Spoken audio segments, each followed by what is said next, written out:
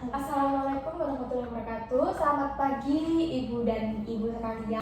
Baik, Ibu dan Ibu sekalian, sebelum kita memulai proses mediasi wajib pagi ini, ada pepatah yang mengatakan tak kenal maka tak sayang. Oleh karena itu, izinkan saya memperkenalkan diri. Nama saya Salsabila Bilqis Pameswari SHMH dan saya akan bertindak sebagai mediator hakim dalam mediasi ini sebagaimana telah dipilih oleh Ibu dan Ibu sekalian.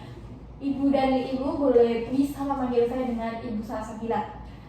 Perlu diingat, sebagai mediator, peran saya sebagai fasilitator yang netral dan tidak memihak, dengan tujuan membantu Ibu dan Ibu dalam perundingan untuk mencapai kesepakatan.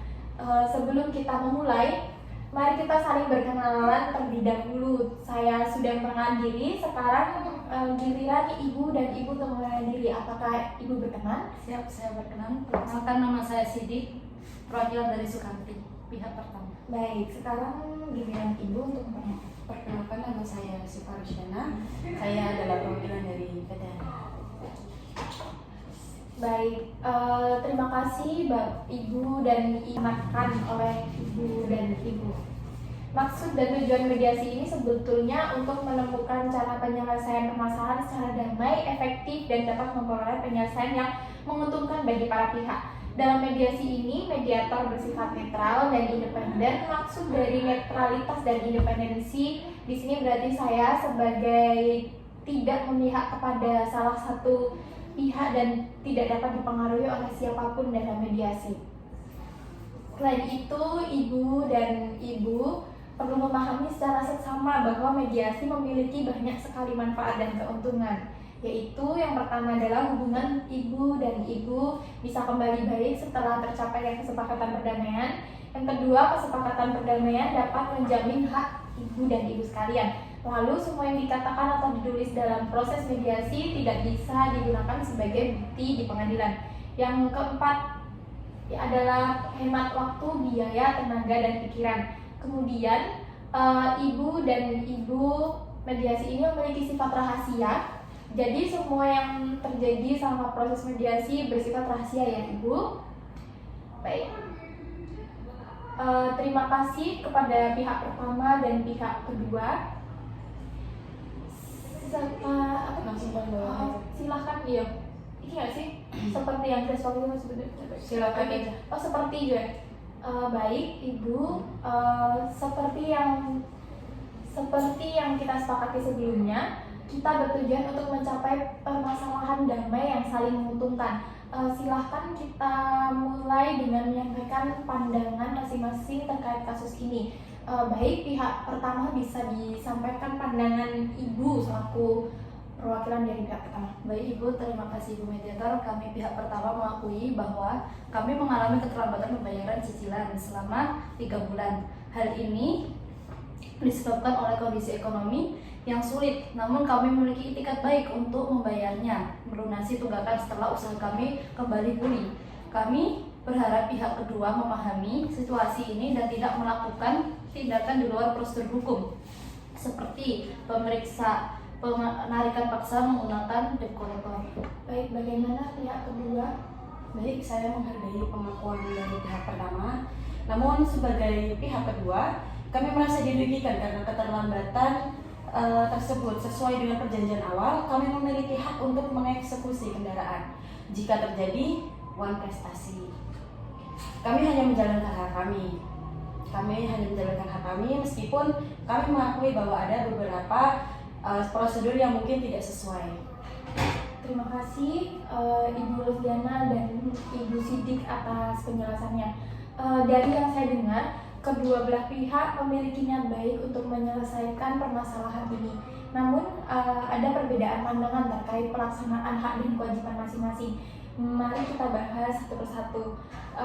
Pihak kedua, apakah benar kendaraan diambil menggunakan debt collector tanpa somasi terlebih dahulu? Ya, benar. Karena kami menganggap wan prestasi telah terjadi. Namun kami menyadari hal ini mungkin melanggar prosedur hukum. Bagaimana pihak pertama? Iya, tindakan itu tidak sesuai dengan undang-undang. Kami merasa tertekan karena ancaman dan tindakan dari debt collector. Bahkan kami belum pernah menerima eksumasi. Namun kami juga merasa tindakan itu terpaksa dilakukan, Bu, karena tunggakan terus berlanjut dan komunikasi dari pihak Anda itu tidak jelas. Baik, saya mengerti sudut pandang dari kedua belah pihak. Untuk memastikan solusi yang adil, saya mengusulkan bahwa pihak kedua tidak lagi menggunakan debt collector dan kedepannya wajib memberikan somasi tertulis jika terjadi uang prestasi. Apakah ini dapat disepakati? Ya, kami setuju. Tapi dengan syarat pihak pertama berkomitmen membayar tunggakan dengan tepat waktu. Baik, Bagaimana? kami setuju. Baik, selanjutnya terkait tunggakan cicilan 3 bulan, apakah pihak pertama bersedia melunasinya? Kami sudah melunasi, tetapi kami meminta waktu hingga akhir tahun 2017 untuk menyelesaikan pembayaran tersebut. Bagaimana Ibu? Sebagai pihak pertama? Mohon maaf, kami merasa waktu ini terlalu lama. Bisa lebih dipercepat lagi, Bu. Saat ini usaha kami baru pulih. Jika dipercepat, lebih cepat, kami khawatir justru ini menyebabkan kegagalan untuk pembayaran dan pelunasan tersebut. Baik. Bagaimana jika sepakati pelunasan dilakukan secara bertahap hingga 31 Desember 2017? Dengan begitu ada kepastian pembayaran. Bagaimana kedua belah pihak? Ya, kami setuju dengan catatan tidak ada penundaan lagi ya. Baik, kami setuju. Baik, terkait pengambilan uang muka, pihak pertama Anda meminta pengembalian penuh uang muka sebesar 100 juta rupiah. Namun pihak kedua merasa hal ini tidak adil. Apakah benar? Benar, kami meminta pengembalian penuh karena kendaraan akan kami kembalikan. Kami keberatan. Karena kendaraannya kan telah digunakan. Kemudian kami juga mengalami kerugian dari uang prestasi yang dilakukan. Baik, untuk mencapai kesepakatan, saya mengusulkan pihak kedua mengembalikan sebagian uang muka sebesar 50 juta rupiah. Ini merupakan kompromi yang adil. Bagaimana pendapat pihak kedua? Ya, baik, saya setuju. Iya, kami setuju meskipun ini berat. Baik, dengan demikian kita telah mencapai kesepakatan damai. Saya akan merangkum poin-poin kesepakatan berikut. Yang pertama adalah mengenai pelunasan tunggakan. Pihak pertama melunasi tunggakan 3 bulan sebesar Rp44.610.000 secara bertahap hingga 31 Desember 2017. Dan untuk pengembalian kendaraan dan uang muka, pihak kedua mengembalikan uang muka sebesar 50 juta setelah kendaraan dikembalikan oleh pihak pertama. Dengan ketiga, dengan permasalahan hukum, kedua belah pihak akan sepakat untuk mencabut gugatan hukum dan tidak melanjutkan perselisihan ke pengadilan. Dan yang keempat adalah penggunaan debt collector. Pihak kedua tidak akan menggunakan debt collector di masa mendatang dan mengikuti prosedur hukum sesuai undang-undang. Apakah ada keberatan terhadap kesimpulan ini? Tidak. Baiklah, dengan adanya kesepakatan perdamaian sebagai yang ini, maka mediasi wajib yang kita jalankan telah berhasil sebagai objek. Untuk itu, sebagai simbolisasi perdamaian ini, maka saya persilahkan untuk Ibu Sidik dan Ibu Syifa untuk berjabat tangan. Silakan ya.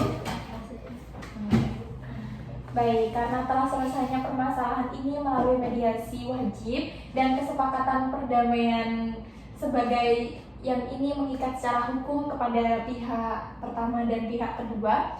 Kemudian hasil kesepakatan tersebut akan dikuatkan sebagai akta perdamaian oleh majelis hakim. Untuk itu, saya Salsabila Bilqis Koyaswari, SHMH, selaku hakim mediator pada proses mediasi wajib ini mengucapkan terima kasih. Terima kasih Mbak. Ya, terima kasih Ibu Syifa dan Ibu Sidik atas itikat baiknya, dan saya juga memohon maaf apabila terdapat perkataan ataupun perbuatan saya yang tidak berkenan. Saya ucapkan selamat atas perdamaian yang sudah terjalin. Untuk itu mediasi ini saya tutup. Wassalamualaikum warahmatullahi wabarakatuh. Waalaikumsalam warahmatullahi wabarakatuh. Iya, terima kasih.